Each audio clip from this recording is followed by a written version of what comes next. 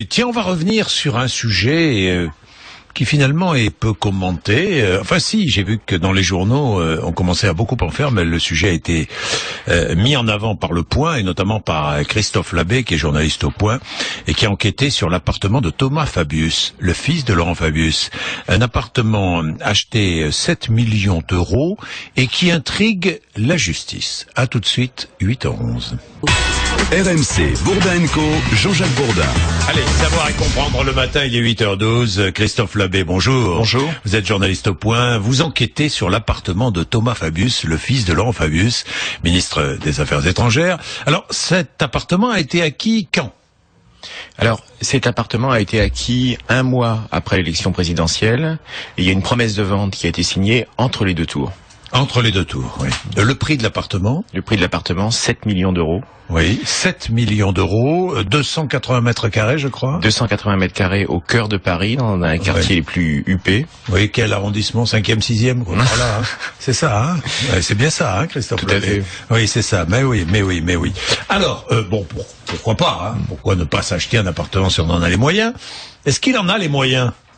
C'est tout le problème, si vous voulez. Nous, on a enquêté sur les conditions de cet achat. Oui. Donc on a eu bien évidemment Thomas Fabius, on a eu la vendeuse de l'appartement, on a eu l'intermédiaire, on a eu tout le monde, on a eu son avocat, et avec des explications pour le moins embrouillées sur les conditions de l'achat. Thomas Fabius nous a expliqué qu'il avait acquis cet appartement avec un prêt bancaire. Le problème, il nous a parlé d'une garantie, une mystérieuse garantie. On n'a pas trouvé trace de cette garantie. Et d'autre part, il n'a pas voulu nous donner l'identité de son banquier. Et il nous a expliqué que son banquier avait été rassuré pour le prêt bancaire par les bénéfices que sa société TF Conseil Thomas Fabius Conseil, oui. Or, quand on épluche les bénéfices de cette société, en fait, ce sont des bénéfices qui se limitent à 92 000 euros en 2010 et 12 000 euros en 2011. Et Thomas Fabius, sur ces bénéfices, ne s'octroie ni salaire ni dividende. Alors d'où vient l'argent ? C'est la grande question. C'est un véritable mystère. D'où vient l'argent ? Thomas Fabius aurait indiqué, c'est vrai ça, à son agent immobilier, que l'argent proviendrait de gains de jeu.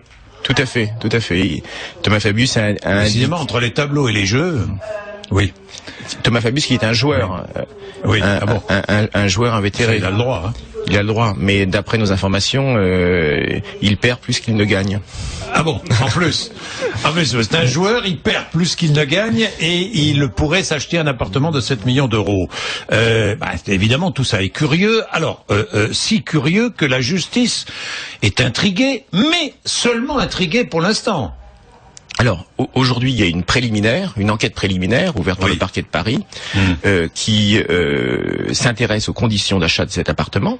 Mais ce qui est très étonnant, si vous voulez, c'est que vous avez quelqu'un qui ne paie pas d'impôt sur le revenu. C'est-à-dire Thomas Fabius ne paie pas d'impôt sur le revenu.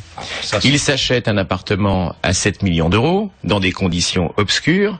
Et normalement, pour tout à chacun, vous avez le fisc qui met normalement son nez dans cette transaction.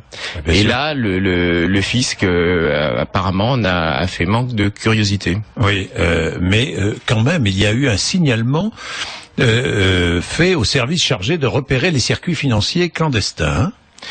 Alors ce signalement, c'est un signalement fait à la justice par un service de renseignement qui est chargé justement de détecter les affaires de blanchiment et les circuits d'argent parallèle. Enfin, c'est quand même absolument extraordinaire. Voilà un garçon, un homme, puisqu'il a 31 ans, qui achète un appartement de 7 millions d'euros, qui a des sociétés qui font pratiquement pas de bénéfices, qui est résident fiscal en France, mais qui ne paie pas d'impôt sur le revenu, qui ne paie pas d'impôt sur la fortune, et qui a les moyens de payer un appartement 7 millions d'euros. D'ailleurs, 1 million d'euros de plus que le prix normal du marché, hein. Oui, parce que quand on regarde vraiment les conditions d'achat, quand on regarde le prix du marché, c'est un appartement de 280 mètres carrés, donc on est allé voir avec des experts la valeur réelle de cet appartement. Cet appartement a été payé 1 million d'euros de plus que sa valeur du marché. Ouais, tout ça est très curieux, mon cher Christophe Labbé. Vous allez continuer à enquêter, bien sûr, on continue à enquêter. Avec d'autres révélations peut-être dans les prochains numéros du Point. Vous pourrez tout lire dans le Point de cette semaine. Il est 8h16. Merci d'être avec nous. Allez, nous sommes...